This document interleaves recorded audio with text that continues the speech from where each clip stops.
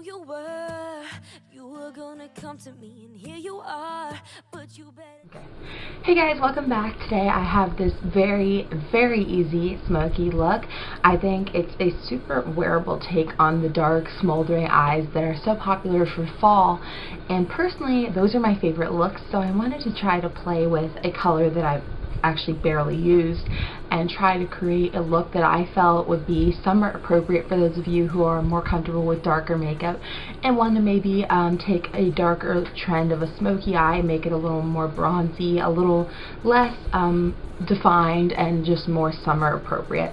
So the color I'm using today is an e.l.f. mineral eyeshadow in Socialite, and I've actually only used this one time before. I kid you not, it was in a video years back, and I wasn't super crazy about the way that turned out. And I've kept it all these years in hopes that I would maybe try it out and try to make it work, and I'm finally just now getting around to it. Here is what this color looks like. I'll give you a swatch in case you don't have this and you don't want to pick it up, even though it's only like, you know, $3 or something. This is it. It's a very dark metallic taupe. I would call it like a blackened taupe. You can see it looks a little darker in the pot, but I kind of, when you apply it a little sheerer, it's not as dark. But what I wanted to do today was layer it over a black base to make it a little more metallic, a little more of its true color. So this look is just using that color, a black base like I said, and then two very dupable transition colors. So it's very easy, and I personally think it's wearable. You guys might disagree. For some of you this might be a very dark look, but maybe it's something nice for you, those of you who don't like the really dark looks, because it's dark but not quite as in your face. And so if you want to see how I got this look, please stay tuned. As I mentioned, I am using a black base today.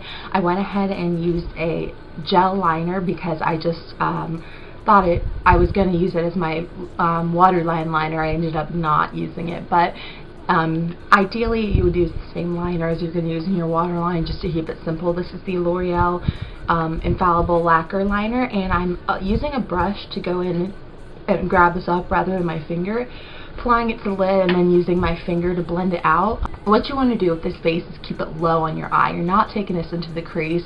You just want it to be right where that shadow is going to be placed to bring it out.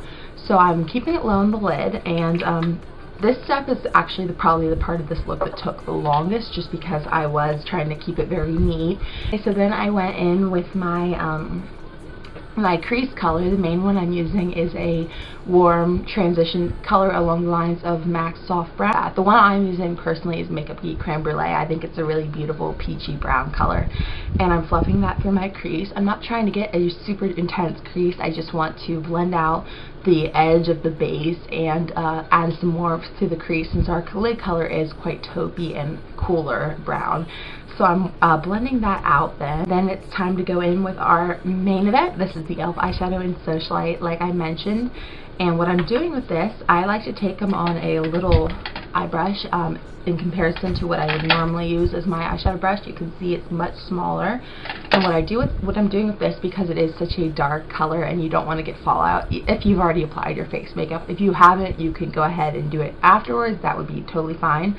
But what I recommend doing is picking some up, and then you want to really press the brush into the lid, and it's going to take off some of your excess, as well as just get it packed in there so it's not loose, because it's going to kind of replicate if you were picking up a pressed shadow. You know, you're pressing more than picking up. And then I'm going to tap off any excess again into the lid. I like to do that so I'm not wasting product, and so that I can use whatever's in the lid for the other eye. And I'm just going to pack that right over our base. So again, that's kind of staying right on the lower lid, not going into the crease with that, because I wanted to it's going to add some definition, because it's kind of a sharper line of the color, although we will blend it out. So I'm tapping that on. And the other color I'm taking today is a darker warm brown. The color I'm using is Max Brown Down. I think it's still carried, but I'm not positive. If it's not, it's a kind of sheerer mid-tone warmer brown, and that's really nice because you can build it up. So what I'm doing with that is just taking that and placing it right in the socket of my crease. It's going to kind of blend out our Socialite area, the Socialite color without, I wanted it to keep that definition it had, but I wanted to blend it out just ever so slightly. So I'm buffing it out using that, and it's also going to blend in really well with Creme Brûlée. So in general, it's just kind of our transition to the transition, if that makes sense. Once again, I'm going to buff that out.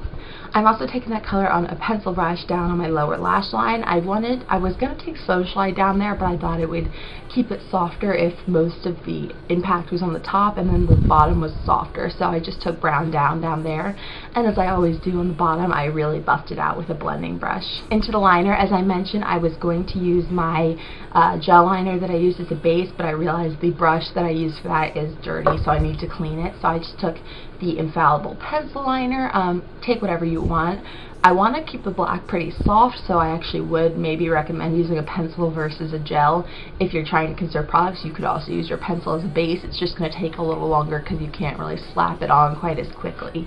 So I'm just taking this and I'm going in and doing the waterline and tight line. I'm not making it super smoky, just a nice black line.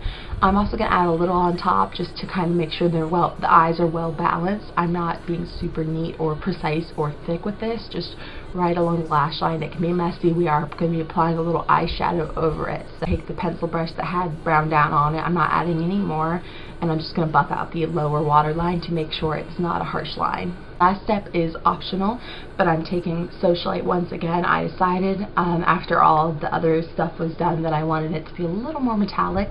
So I'm going in, and how I'm applying this is I'm picking up a little more on the brush, you know, doing the same tapping out process, and then I'm taking a setting spray. This is NYX's Dewy Finish setting spray, and I'm spraying it on the brush.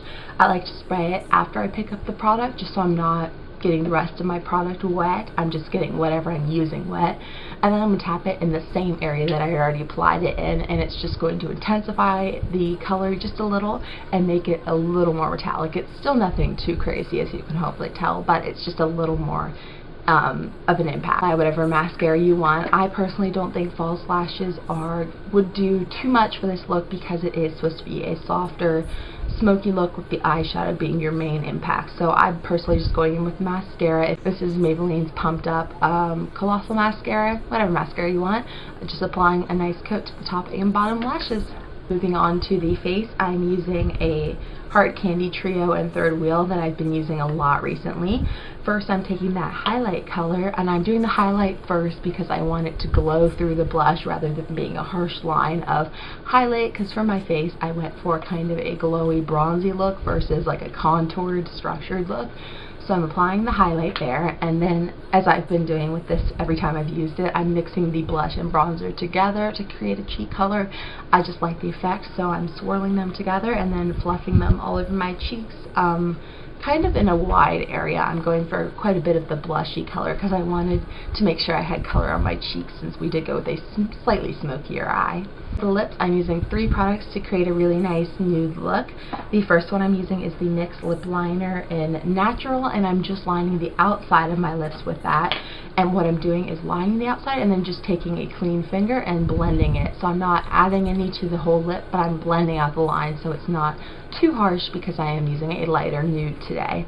The lipstick I'm using is Maybelline's Blushing Beige, and I'm just going to apply that all over the lips. It's a peachy pink, pretty light nude. Really makes the lips look nice, I think, because just a plain light nude can be a little bit like harsh, but the gloss will make it look more lively and cute.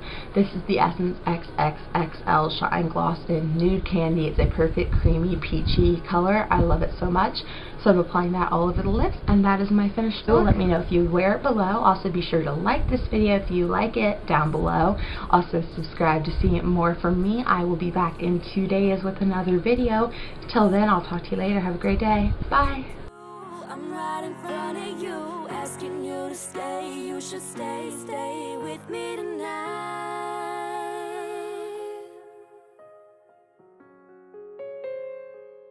And like eyeshadows that I'll be using a bunch.